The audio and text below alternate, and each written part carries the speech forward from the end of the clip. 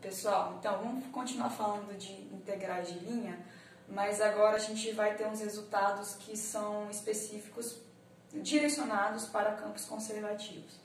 Então eu vou começar colocando esse teorema aqui. A gente discute ele. Então o teorema diz o seguinte: seja C uma curva lisa. Lisa significa diferenciável, né? Não tem quinas. Uma curva lisa dada por... Então a gente dá a parametrização dela. R de t, onde o t varia. Simplesmente chamar de R de t a parametrização. O t vai variar de A até B. E f, uma função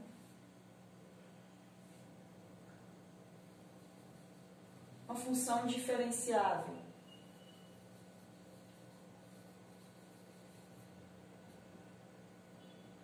F, né, pode ser uma função de qualquer Rn em R.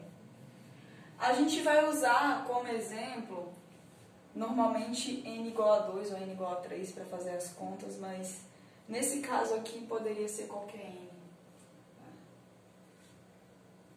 Com vetor gradiente.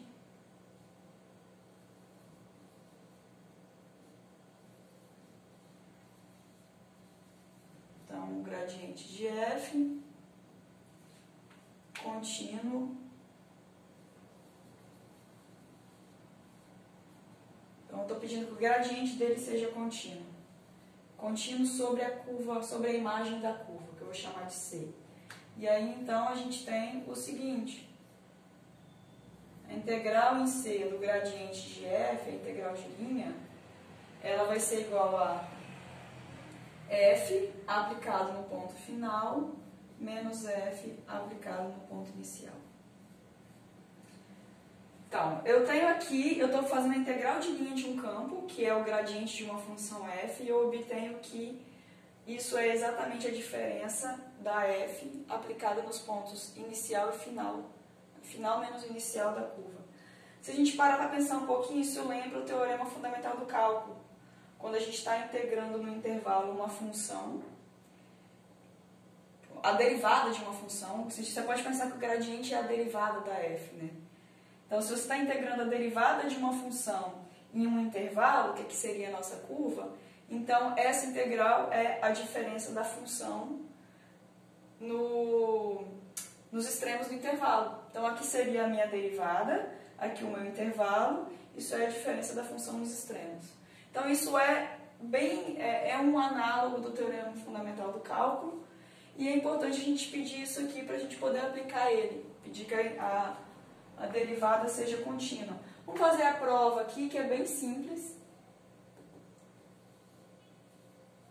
Vamos supor só que a f tenha seja em R2, para ficar mais fácil. Então, o meu gradiente de f é df dx e mais, vou colocar na anotação, só para economizar aqui.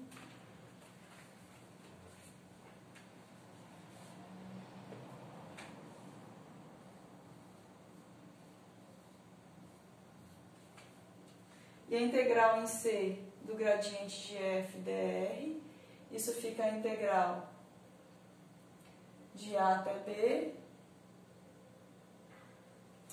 Deixa eu ver se eu respeitar a ordem da conta aqui para não ficar... Isso. Gradiente da f em R de t, R' de t, dt. Isso fica sendo, vou tentar colocar aqui, integral de A até B. Aqui eu vou fazer um produto escalar, né? Suponha que o meu R de t é x de t, y de t, x de t, y de t. Eu estou considerando só a minha... Então, o meu R' vai ser x' de t, y' de t. Então, quando eu calcular esse produto escalar aqui, isso daqui são as derivadas parciais. Isso vai virar df dx em r de t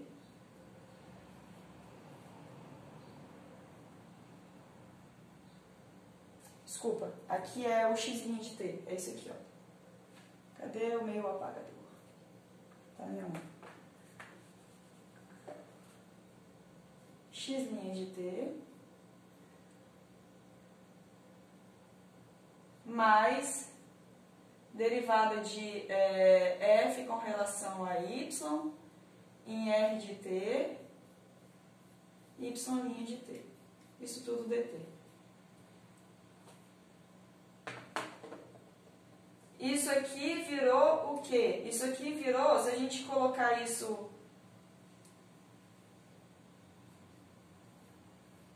Isso vira isso aqui. Derivada de f no r dt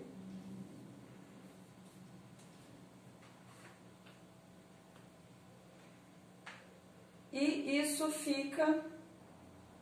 Bom, isso fica assim, ó, se eu olhar daqui para cá, né, bom, isso é igual a essa derivada aqui, é essa. Agora, aqui, deixa eu colocar assim, aqui eu posso usar o teorema fundamental do cálculo. Isso é, deixa eu colocar aqui embaixo que fica melhor, acho. Isso é f aplicado, porque isso aqui agora, isso é a derivada de uma função de uma variável. Então, o teorema fundamental do cálculo aqui. Aplica isso aqui no ponto final, menos aplicar isso aqui no ponto inicial do nosso intervalo. Agora, isso aqui é um intervalo, não é mais uma curva qualquer, é um intervalo. É uma curva, mas é um intervalo em R1. Então, por isso que nesse contexto aqui, a gente pode aplicar o teorema fundamental do cálculo. Porque eu estou integrando numa variável a derivada nessa mesma variável de uma função que é de R1 em R1. Eu saí de um campo de vetores e agora estou numa função de R1 para R1. Isso aqui de dentro ele pega números reais e devolve números reais. Aí eu estou derivando em t, integrando em t, posso aplicar o teorema fundamental do cálculo.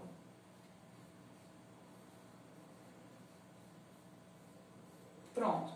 Então, aqui a gente tem o resultado que faz a analogia aí com o teorema fundamental do cálculo. Então, se a gente quer... Se a gente está fazendo integrais de linha de campos de vetores conservativos, gradiente, então é só a gente pegar a diferença, né, da nossa função aí na curva.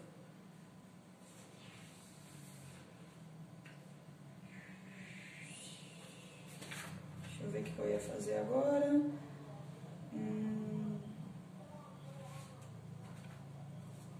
Então, vamos definir o que é a independência de caminhos.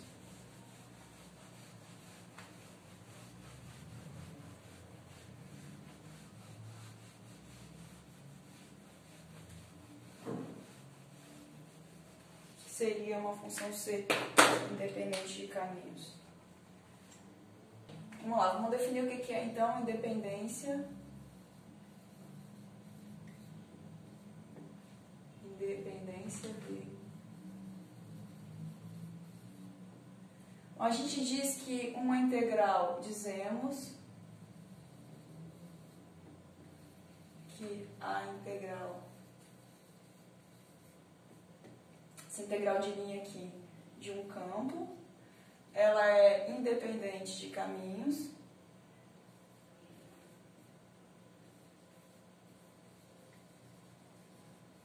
Ela é independente de caminhos se você mudar a sua curva,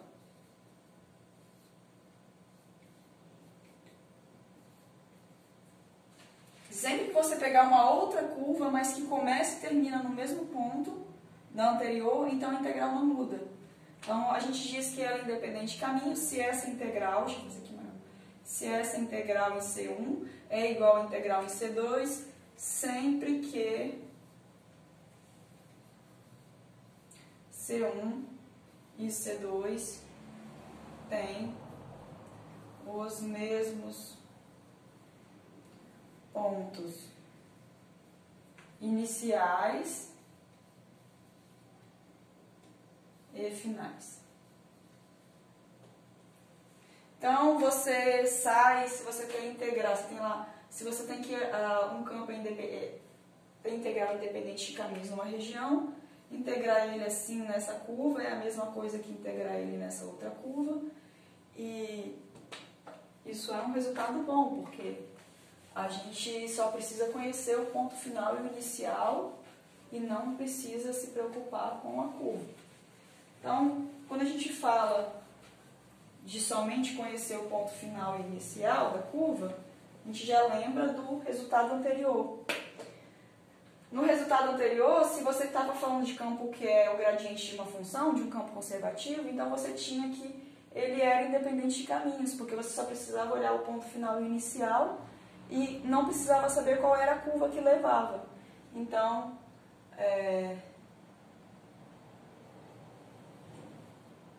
temos então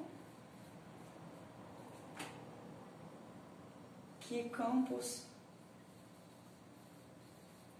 conservativos são independentes. Quando eu falo que são independentes, tem integrais independentes de caminhos. Né? São independentes de caminhos.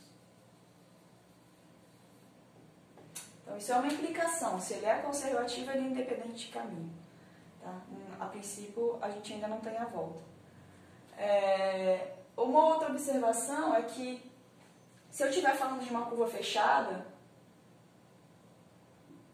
vamos pensar numa função fazendo integral de linha de um campo que seja independente de caminhos nessa curva. O que vai acontecer? Bom, se ele é independente de caminhos, eu fixe, por exemplo, esse ponto aqui como sendo o final e inicial da curva. Então, eu vou integrar ele andando assim. Então, se ele é independente de caminhos, se eu fizer a integral de linha em C1, isso tem que ser igual a fazer a integral de linha em menos C1, porque a integral em C1 sai daqui e chega aqui. E a integral em menos C1 também sai daqui e chega aqui. Então, eles têm o mesmo ponto final inicial, as duas curvas, C1 e menos C1, têm o mesmo ponto final inicial. Então, a integral em C1 tem que ser igual a menos a integral em C1. Portanto, isso tem que ser nulo. Então, sempre que você tiver um campo que é independente de caminhos, a integral dele em qualquer curva fechada tem que ser nula. Tá? Então, se eu tenho campo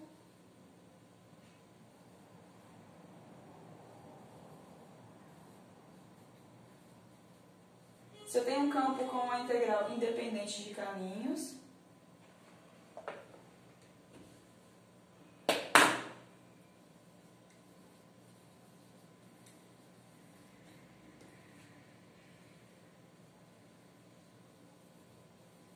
isso implica que a integral de linha do campo é nula para toda a curva fechada.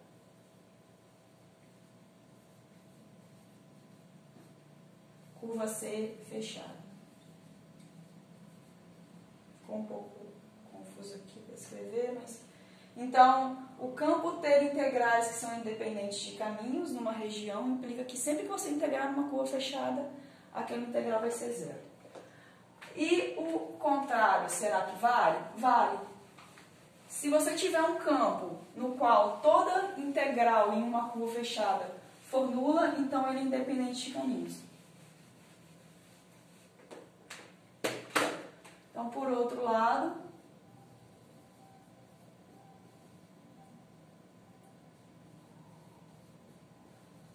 suponha que a integral em f dr em C é nula para toda curva C fechada.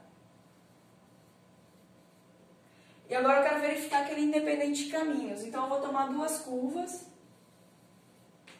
C1 e C2, curvas com os mesmos pontos.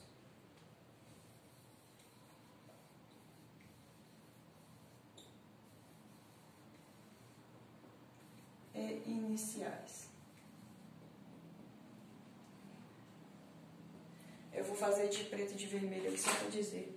Então, eu vou começar aqui. E agora, eu vou por essa curva, C1. E eu tenho a minha curva aqui, C2. Eu andei daqui para cá pela C1 e andei daqui para cá pela C2. Então, o que eu sei? Eu sei que se eu fizer a integral em C1 e voltar por C2, eu tenho uma curva fechada. Então, se eu integrar f em C1 adjuntado, a gente usa essa notação para dizer que eu fui por C1 e voltei por menos C2.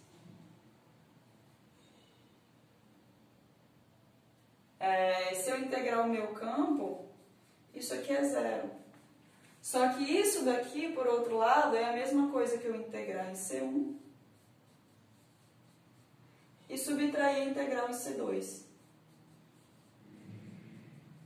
Então, as duas integrais são iguais. Então, o campo é independente de caminhos.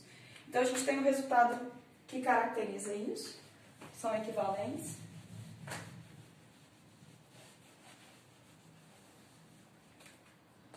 Que é dizer o seguinte: essa integral é independente de caminhos,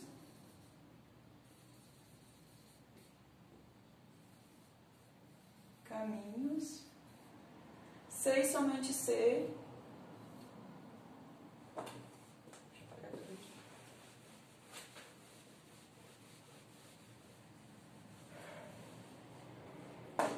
integral independente de caminho, C e somente C, ela é nula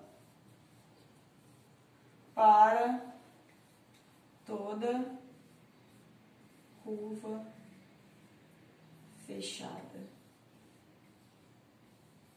C. Certo? Então, aí, caracterização de ser integral de ser independente de caminhos e ter integral nula em curvas fechadas, isso é equivalente.